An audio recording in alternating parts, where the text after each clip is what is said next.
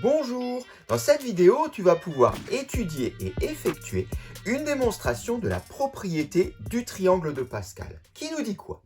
Qui nous dit que le nombre de combinaisons de P parmi n plus le nombre de combinaisons de P plus 1 parmi n est égal au nombre de combinaisons de P plus 1 parmi n plus 1.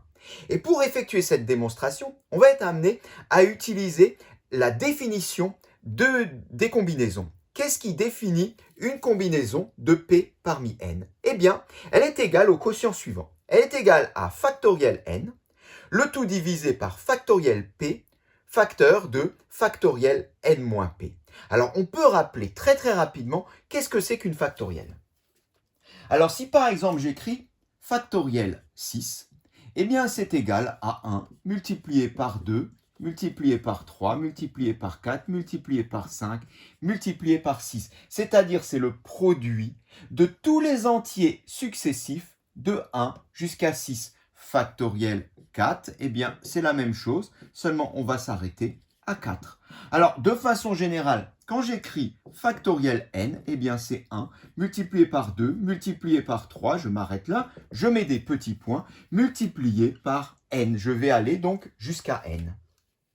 Alors, ceci étant dit, on va se mettre de côté la définition de la factorielle. On va donc démontrer cette égalité. Pour démontrer une égalité, bien, en général, on part d'un côté pour arriver à l'autre. Alors, on va partir de la somme, c'est-à-dire du nombre de combinaisons de P parmi n plus le nombre de combinaisons de P plus 1 parmi n.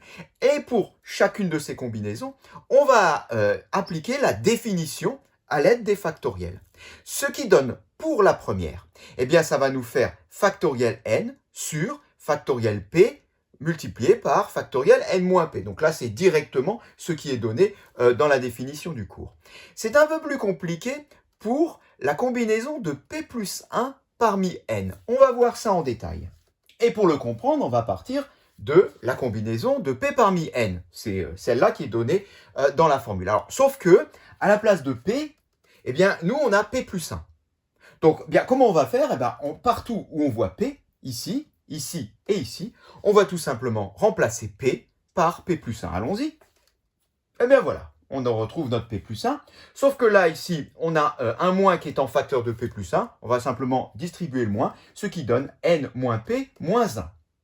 Voilà, donc on peut le noter pour remplacer donc le terme de droite et on obtient là maintenant deux grosses fractions, qui plus est avec des factoriels. On comprend bien qu'on va certainement avoir des calculs algébriques qui ne seront pas évidents. Alors, où on veut aller? Eh oui, pour aller quelque part, il faut toujours savoir où on veut aller. On rappelle que la formule du triangle de Pascal nous dit qu'à la fin, on doit trouver le nombre de combinaisons de P plus 1 parmi N plus 1. Bien, vu qu'on va travailler avec la formule avec les factoriels, ça serait bien de traduire cette combinaison, là également, avec des factoriels. Alors, allons-y pour P plus 1 parmi N plus 1. Bien, on peut partir de celle-ci et voir que partout où il y a des N, eh bien, on va y mettre des N plus 1. Comme ça, on aura bien le nombre de combinaisons de P plus 1 parmi N plus 1. Allons-y, remplaçons tous les N. Voilà qui est fait. Quand on y regarde un peu plus près sur cette factorielle-là, on voit qu'on a plus 1 et moins 1 qui s'en vont. Il reste juste factoriel n moins p. Bien, maintenant, on sait où on veut aller. Et on a compris qu'on veut aller à la fin sur un quotient. On part donc d'une somme de deux quotients et on voudrait à la fin obtenir qu'un quotient. Quelle va être la démarche? Quel est le principe de cette démonstration? Bon, on sait qu'en fait, les factoriels fonctionnent avec des produits.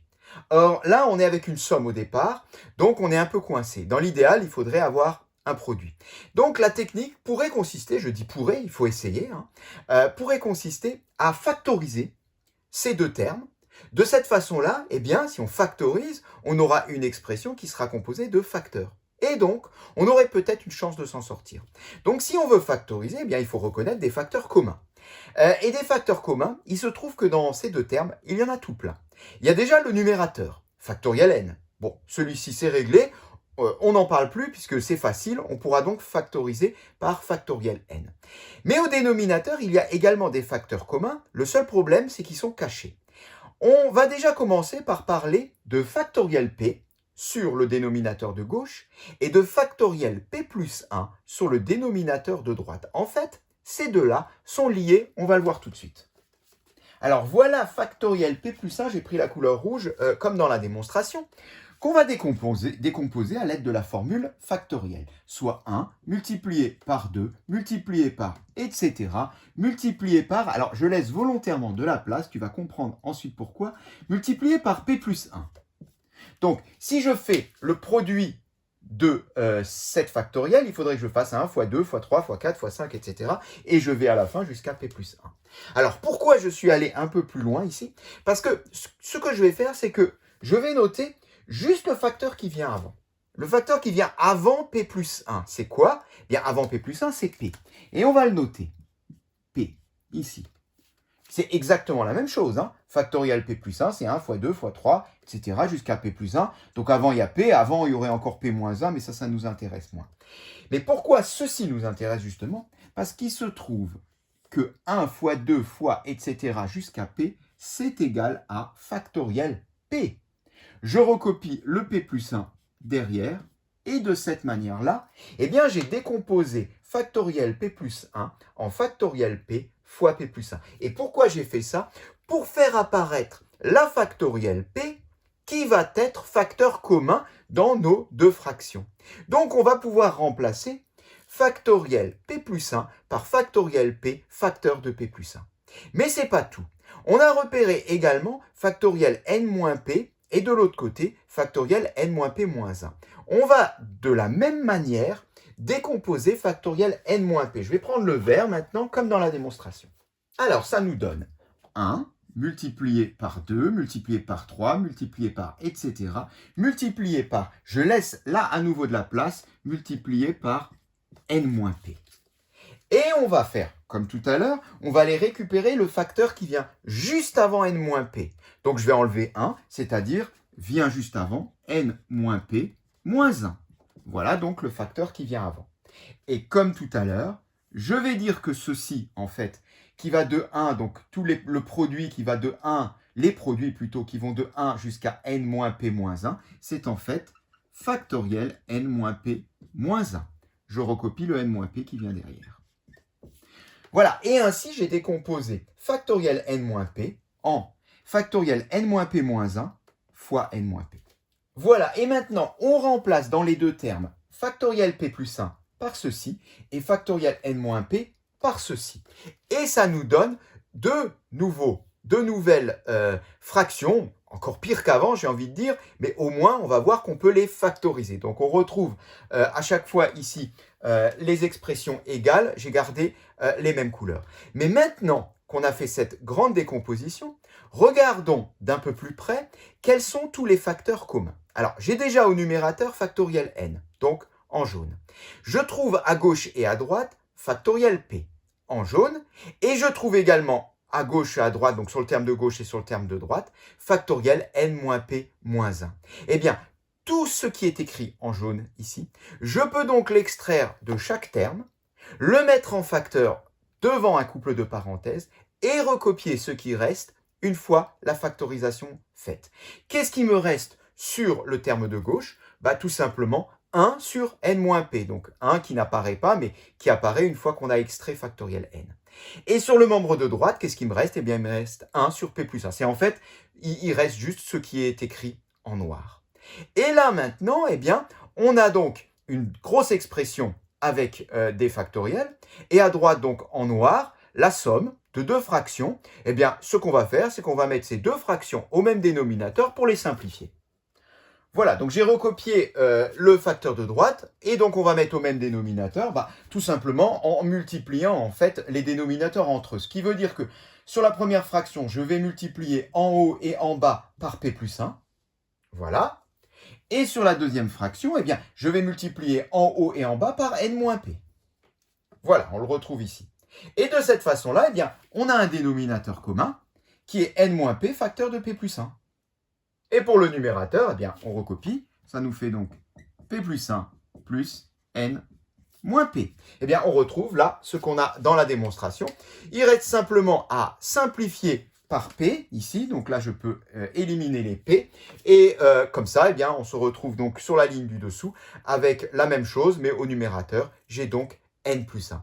On a donc maintenant simplifié le membre de droite, et on va faire ce qu'on a fait avant, mais dans l'autre sens. Et de cette façon-là, on va remonter en factoriel, tu vas tout de suite comprendre. Alors, au numérateur, qu'est-ce qu'on voit au numérateur? On a factoriel n fois n plus 1. Factoriel n fois n plus 1. Mais si on détaille ceci, ça nous ferait 1 fois 2 fois, etc., fois n, donc jusqu'ici, encore fois n plus 1. Et si on en regarde l'ensemble, eh bien tout ça, ça nous fait quoi? Eh bien c'est tout simplement la factorielle qui va jusqu'à n plus 1, soit factoriel n plus 1. Ce qui veut dire qu'au numérateur, eh bien en réalité, on a factoriel n plus 1. Au dénominateur, on va mettre ensemble factoriel p et p plus 1. Ça nous donne. Bien, en le lisant, je pense que tu as compris, c'est exactement le même principe. Ici, j'ai 1 fois 2 fois, etc. jusqu'à p. Je multiplie encore par p plus 1, ce qui donne factoriel p plus 1. On a donc maintenant factoriel p plus 1 déjà à gauche sur le dénominateur. Il nous en reste encore 1. On va mettre ensemble n factoriel n moins p moins 1 et n moins p. Eh bien là non plus, je pense qu'il n'y a plus besoin de détailler, c'est toujours le même principe. Ici, je vais de 1 jusqu'à n moins p moins 1, mais comme je rajoute encore n moins p derrière, du coup, tout ça, ça nous donne factoriel n moins p. On peut donc le compléter également dans le dénominateur à droite. Et là, qu'est-ce qui se passe? Eh bien, on est arrivé à notre formule, la formule pour la combinaison de p plus 1 parmi n plus 1. On vient donc de démontrer la formule du triangle de Pascal, CQFD. Cette séquence est terminée.